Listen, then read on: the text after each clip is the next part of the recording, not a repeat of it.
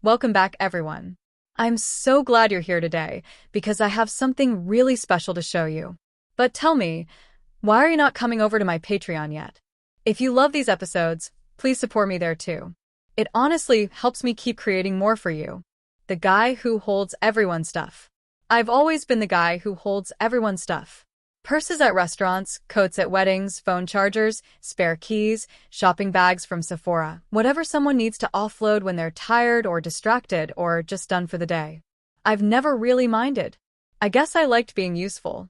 Or maybe I just never questioned why I was always the one standing near the bathroom door at a party, holding 3 jackets and a clutch purse that wasn't mine, pretending I wasn't staring too hard at the lipstick on the napkin someone left behind. I live in a 1-bedroom apartment about 20 minutes outside the city. It's quiet, mostly older folks or couples who don't talk much, which suits me fine. I work remotely in digital marketing. I'm 31, single, no roommates, no pets, just a small desk in the corner of my living room and a coffee machine that's somehow become the most consistent relationship I have in my life. My days are so predictable, it's almost ridiculous. I wake up around 8. Scroll through my emails while brushing my teeth, microwave the same breakfast sandwich I bought in bulk last Sunday, and spend most of the day convincing small businesses they need better online branding. The only variation is what hoodie I wear and whether I feel like ordering lunch or just settling for dry cereal eaten out of a mug while pacing my kitchen. Nothing in my life has ever screamed dramatic. Until Alyssa asked me for a favor. Alyssa's request. We've known each other since college. Same age, same major, shared a few too many bad group projects and worse hangovers. She's one of those effortlessly cool people, like she could pull off a nose ring and a silk scarf and still look like someone who teaches yoga by choice, not just side hustle. She's always been easy to talk to, never judges too quickly. We drifted in and out of touch post-graduation, but she's been back in the city for a few months now, and we've picked things up like no time passed. So when she texted me at 10:07 a.m. on a Tuesday morning and asked, "Hey, can you come with me to a consult this afternoon? Just cosmetic stuff." I hate going alone. I didn't think twice. I wasn't doing anything important. Just staring at another Slack message about content strategy alignment that didn't mean much. I told her sure, time and place. She sent me the address of the clinic and said she'd pick me up. I didn't ask many questions. I should have. The ride there. She pulled up at 2:42 p.m. in her little blue Civic, the one with the peeling bumper sticker that says do no harm, but take no sh*T. I slid into the passenger seat and gave her the look. So, are you getting your entire face replaced or just upgrading the cheekbones today? She snorted. Please, I'm just browsing the catalog of impossible beauty standards. You're going to ask for Jennifer Lawrence again, aren't you? I teased. She flicked on her blinker. Honestly, I'd settle for glowier than last week, but still able to open my mouth. We laughed. The ride was short and traffic was forgiving. She talked about a guy she went on 2 dates with who ghosted her after she wore flat shoes. I pretended to be shocked. We made the usual jokes, the kind of half-serious banter that always hums underneath long friendships. Comfortable, easy. The kind of talking where you don't notice time is moving until it stops. The clinic. The clinic was tucked between a yoga studio and a dessert bar. One of those storefronts with frosted glass and big clean lettering that promises wellness without ever saying the word doctor. It was called Lumina Face and Body. I remember that because the logo had a little gold crescent moon over an eye, like your face would be lit with moonlight by the time they were done with you. We walked in, and the receptionist gave us both that hyper-pleasant spa voice. Hi there. Welcome to Lumina. Name? Alyssa stepped forward. Alyssa Morales. 3 o'clock consult. The woman smiled, clicked her mouse twice, and slid a clipboard across the counter. Go ahead and fill these out for me. You're with Dr. Kibner today. The waiting room. The waiting area looked like a Pinterest board come to life. Muted gray chairs with soft pink pillows. Gold-rimmed side tables with fresh eucalyptus in tiny jars. A table of brochures offering everything from microblading to laser skin resurfacing. And yes, a full-page glossy spread titled Feminization Packages, Becoming the You You Feel Inside. I picked it up out of reflex, started reading it sideways, pretending like I wasn't. Words like brow reshaping, facial contouring, hormonal alignment danced across the page. I turned it over and saw a woman with long auburn hair and full lips smiling directly at me, her hand gently touching the side of her smooth jawline. That soft tickle of curiosity came again. The one I usually ignored. "Don't go picking your new face without me," Alyssa whispered. I laughed, but my voice cracked slightly. She sat down next to me, flipping through the forms. "Why are these always like 5 pages long? I just want to ask questions, not refinance a house." She was halfway through page 3 when she suddenly looked up. "Crap. I have to pee like now. Hold this for me." Before I could answer, she dumped her purse into my lap, peeled off her beige trench coat, and flung it over my shoulder like a magician doing a disappearing act. I sat there, coat draped across my left arm, handbag in my lap, brochures in my right hand, knees awkwardly pressed together. The picture of masculine support. "Back in 2, she said, already halfway down the hall toward the restrooms. "The wrong chair." I looked around, trying not to feel weird, but I could already see the receptionist giving me a curious glance. My hands clutched the purse tighter. I told myself this was fine. Normal adult friendship. Who cares? And then the hallway door opened again. A different nurse this time. Young. Rushed, holding a clipboard, clearly trying to move the schedule along. She called out with confidence, scanning the room without really seeing. "Alyssa, you're up next. Follow me, please." I opened my mouth to explain. Really, I did. But what I actually did was stand up. I didn't mean to stand up. It was instinct, that half-second hesitation where your brain says this is obviously not your problem, but your body's already in motion because it doesn't want to be rude. The nurse had already turned away by the time I opened my mouth. She called out again.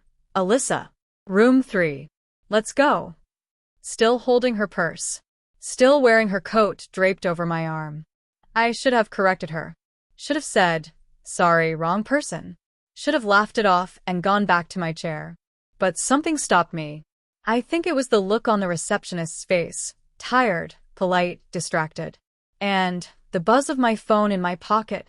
And maybe the soft swish of the coat as it slipped slightly down my arm. I told myself I'd explain once we got to the room. Clear it up in private, no scene. So I followed. Room 3. The hallway smelled like clean linen and lavender-scented hand sanitizer. The nurse didn't look back, just kept walking briskly in front of me, clipboard in hand.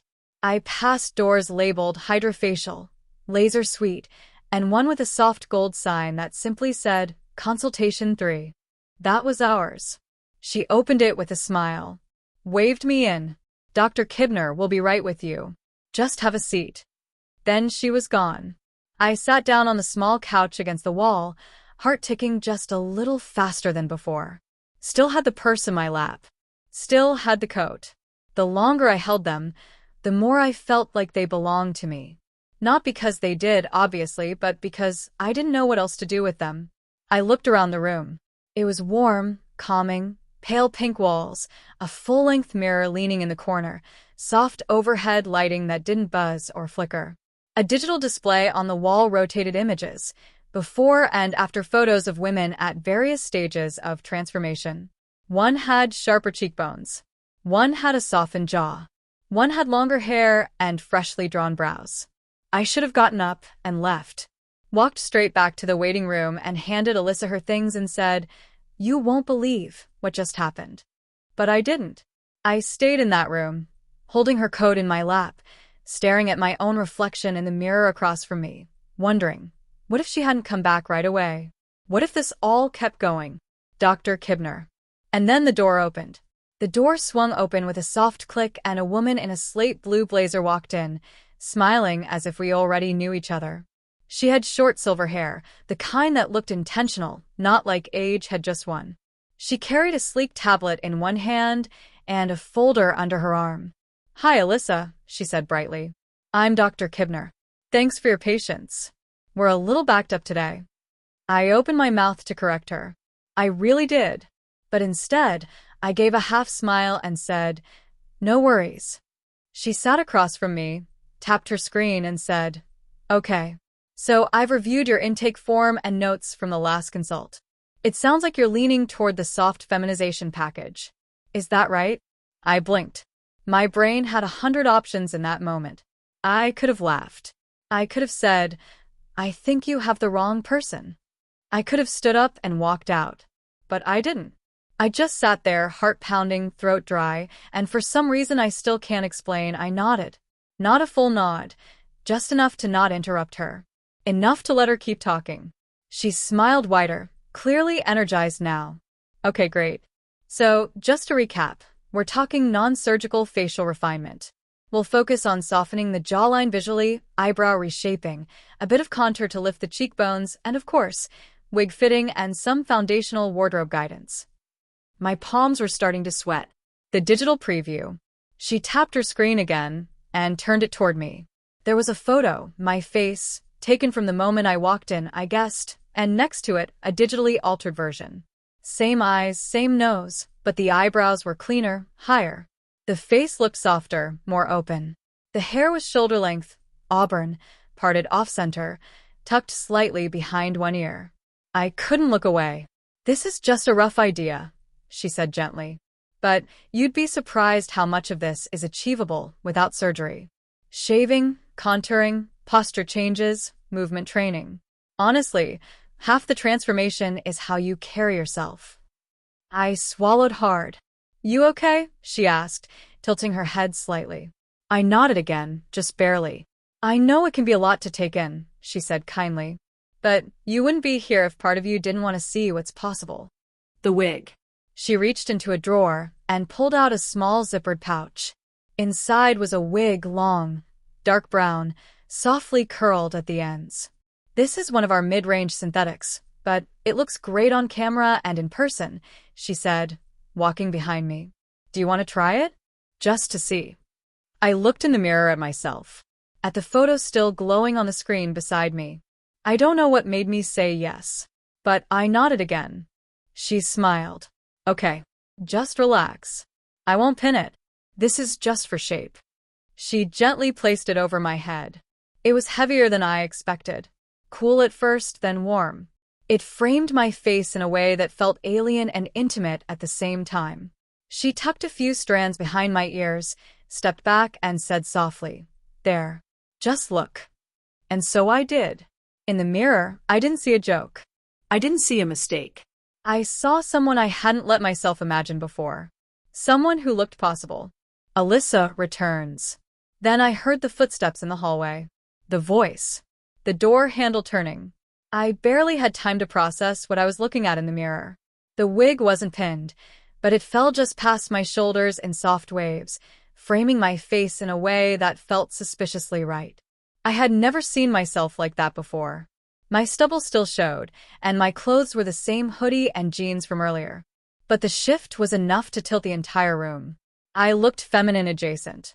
Feminine curious. Feminine possible. I felt like a fraud, and also, somehow not. And then the door opened.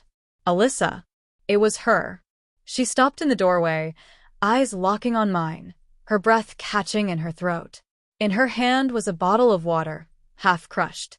Her eyebrows lifted just slightly, but her voice was calm. "Oh wow." The doctor turned, smiling warmly. "You must be her friend. Sorry, we started without you. We were just trying a few visual mock-ups." Alyssa blinked, then turned to me. "You okay?" I wanted to speak. Wanted to explain. Wanted to make it clear that I hadn't planned this, that I didn't ask for any of it, that it had all been a big misunderstanding. But instead, I gave the weakest possible defense. "I think I sat in the wrong chair." Dr. Kibner chuckled gently.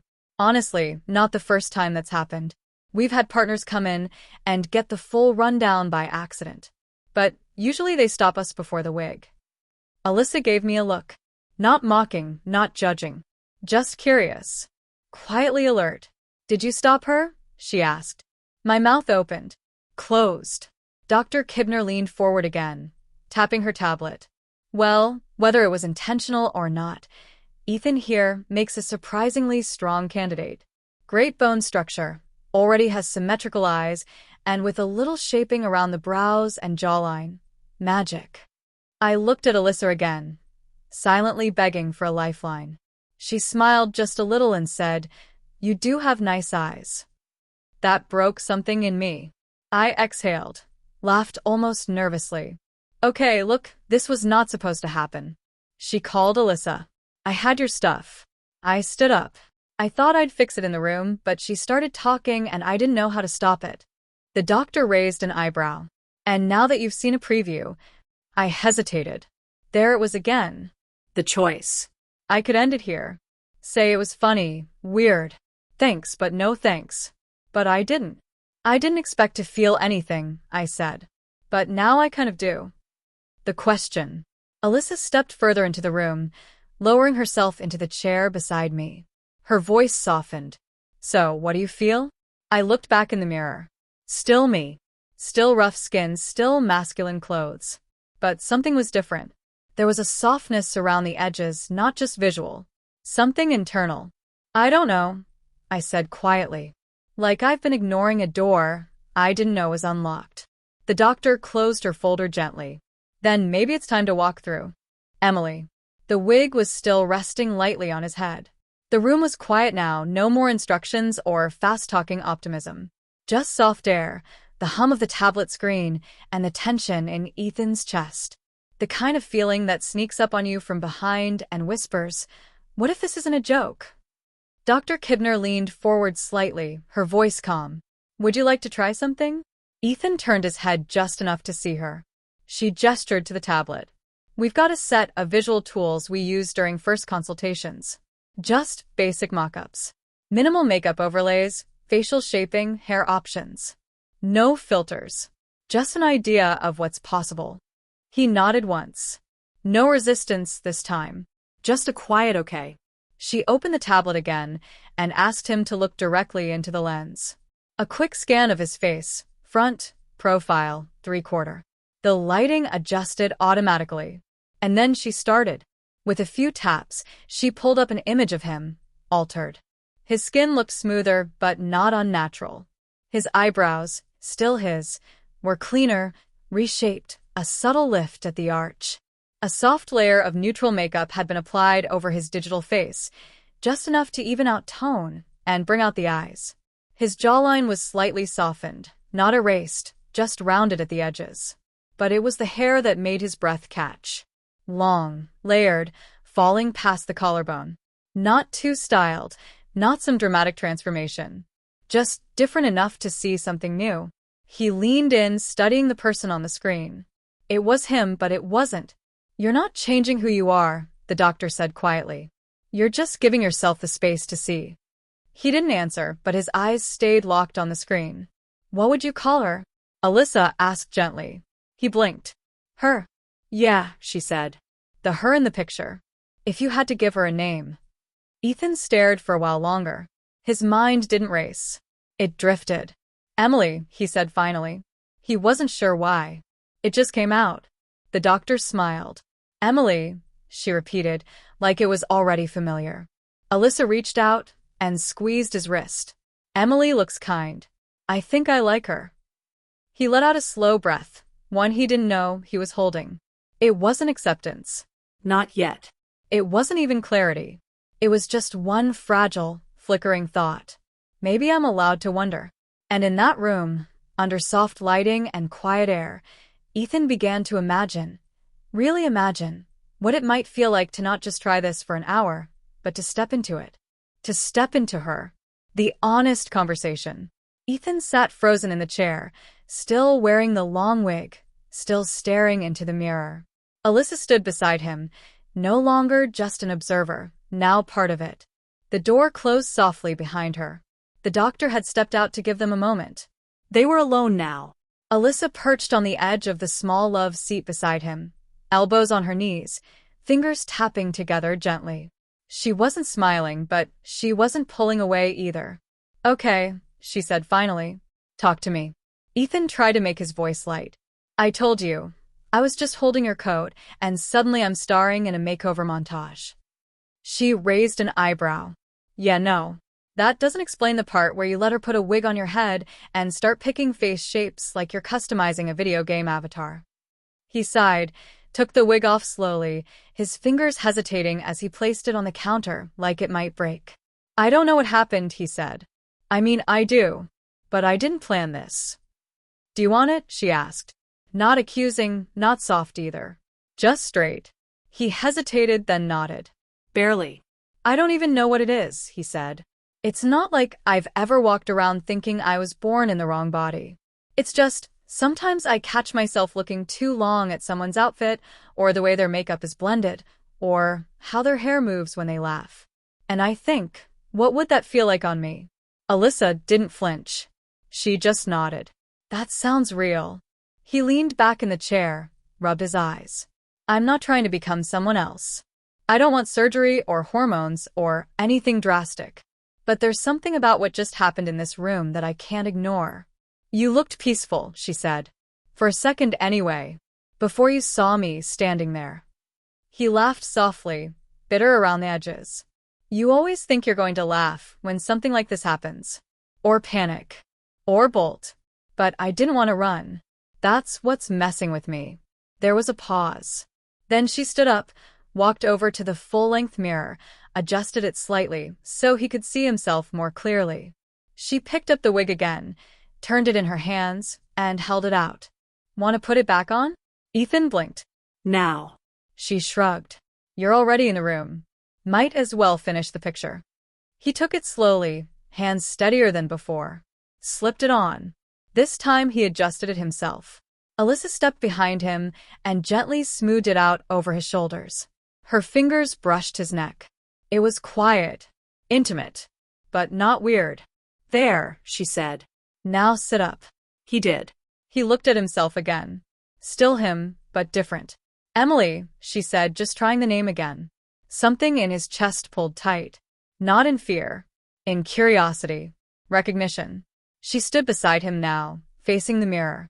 You know, she said, if you ever wanted to try this for real, not here, not in some clinic, but slow, at home, I'd help. Ethan swallowed. You would? She smiled. Of course. But not because you need to become someone else. Just to see who else you already are. The drive home. They didn't talk much as they left the clinic. The late afternoon sun had dropped low behind the buildings, casting long shadows over the sidewalk. The breeze was cooler than expected, like the weather hadn't caught up to the calendar yet. Alyssa unlocked the car with a quick beep, and Ethan slid into the passenger seat quietly, folding his hands in his lap. The drive started in silence. No music, just the soft hum of the engine and the occasional blink of a turn signal. Finally, as they turned onto the main road, Alyssa said, So, that was kind of a plot twist. Ethan laughed under his breath. Yeah, not exactly how I pictured the afternoon going. A pause. You didn't seem scared in there. He looked out the window. I was. But not the kind I expected. It wasn't oh no, I've been exposed scared. It was more like, I didn't know I'd feel something I actually wanted. She nodded slowly, eyes on the road. I could tell. You looked like you were listening to yourself for the first time. That hit harder than he expected. He rubbed the back of his neck. It's weird. I've never let myself say it out loud. Not even in my head, really. But when I saw the wig, the makeup overlays, the way the mirror looked, part of me just clicked. Like, this isn't someone else. This could be me. Not all the time. Not forever maybe. But enough to matter. Alyssa glanced at him. When did this start? The wondering. He shrugged. Years ago. In college, when I'd help people get ready for events and end up staring a little too long at their outfits. Or at the drugstore, passing the makeup aisle, and wondering what half of it even felt like to use. But I always told myself it was just curiosity. Nothing serious. Just background noise. She let that sit for a while. No need to fill the space too quickly. Ethan spoke again more softly. I didn't hate myself, you know. This isn't about rejection. It's more like, I've been ignoring an entire side of me that never stopped tapping the glass. Alyssa smiled gently. Well, for what it's worth, I think Emily has a nice voice. He blinked. You're really going to call me that? She shrugged. Only if you want me to. He thought about it, rolled the name around in his mind like a smooth stone. I don't know if I am her, he said. Not completely. But I think I'd like to know who she is. Just to see. Alyssa made a right turn, heading toward his side of town. Then, that's what we'll do. Try it slowly, one piece at a time. You don't have to know everything today. Ethan looked down at his hands. Still his hoodie, still his jeans, still him. But under his clothes, his skin still remembered the way that synthetic wig had brushed against his neck. The way his body had felt just a little different sitting in that chair. I don't want to make it a joke, he said. I'm scared that if I try and it goes badly, I'll hate myself for opening that door. Alyssa reached over and squeezed his knee. Firm. Reassuring. We'll do it together, she said. No judgment, no rushing. Just exploration. You're allowed that. He nodded. Outside the window, the sky had gone soft, orange fading into lavender. That kind of color that doesn't last long, but makes everything feel suspended for a moment. He didn't know what tomorrow would bring. But for the first time in a long time, he wasn't pretending anymore. Alyssa's apartment.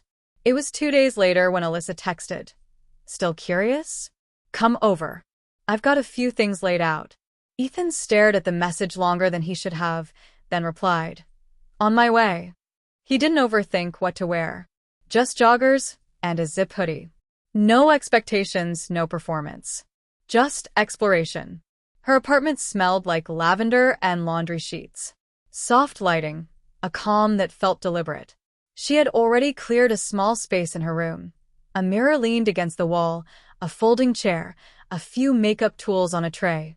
On the bed, carefully placed, a simple black knee-length dress, a padded bralette and soft beige underwear set, new tights, a shoulder-length dark wig, a pair of black-heeled shoes. Neutral. Real. Wearable. Alyssa appeared in the doorway holding an electric trimmer. We start with the basics, she said. Body hair. Ethan nodded, unsure if his voice would hold. They moved to the bathroom. She showed him how to trim first. Arms, legs, chest. Then a warm shower. He stood under the water longer than usual, the steam rising off smooth skin he hadn't seen since high school. The towel clung differently when he dried off. Softer. Cleaner. The transformation. Back in a room, Alyssa talked him through the process like it was routine. The underwear first. He stepped into it slowly, hands shaking a little. The bralette next. No padding yet, but it shifted something in his posture. Then, the dress. He pulled it on gently, letting the fabric fall. It hugged differently, moved differently. He ran his hands down the front, unsure if he was smoothing the dress or just grounding himself in the moment. Alyssa helped him into the wig, adjusted it carefully, stepped back. Now sit, she said. The makeup was minimal, just foundation, light contour, subtle brow fill, a touch of gloss. She explained each step, her tone casual but steady. When she was done, she turned the mirror toward him. There she was. Not a stranger. Not a caricature. Emily. Still Ethan's eyes, still Ethan's mouth, but framed in something softer. Something wondering. He stood slowly, walked to the mirror, took a breath. The heels weren't tall, maybe 2 inches, but they changed everything. The angle of his legs, the sway of his hips, the way the dress shifted when he moved. He turned slightly. Then again. His voice, when he finally spoke, came out as barely a whisper. This feels like me. Alyssa stepped beside him, her voice slow. Then we'll keep going.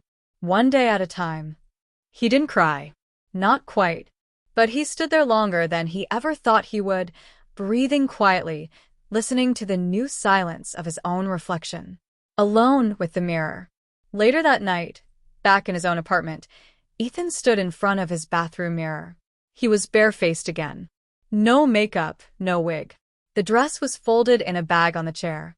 His body was smooth now, though, arms, legs, chest. And even under the hoodie he'd thrown on afterward, the absence of hair still felt like a presence. Like something had changed and refused to be undone. He looked at himself the way you do when you're trying to see past the surface. Not judging, not adjusting. Just looking. And for the first time in years, he said it out loud. Emily. Just a whisper. Just to see how it sounded in the room. He didn't feel fake. He didn't feel confused. He felt unsettled in a way that invited settling, like someone had rearranged the furniture in his head, and now he was slowly walking through the space, getting used to the new layout. He didn't know what came next. He wasn't ready to walk outside like that. Not yet. Maybe not for a long time. But he also knew he couldn't unsee what he saw in Alyssa's mirror. That name, that softness, that stillness, it was his. Or hers. Or maybe both. He turned off the light and stood in the dark for a few seconds longer, letting the quiet wrap around him. And in the back of his mind, something patient whispered, "You're just getting started."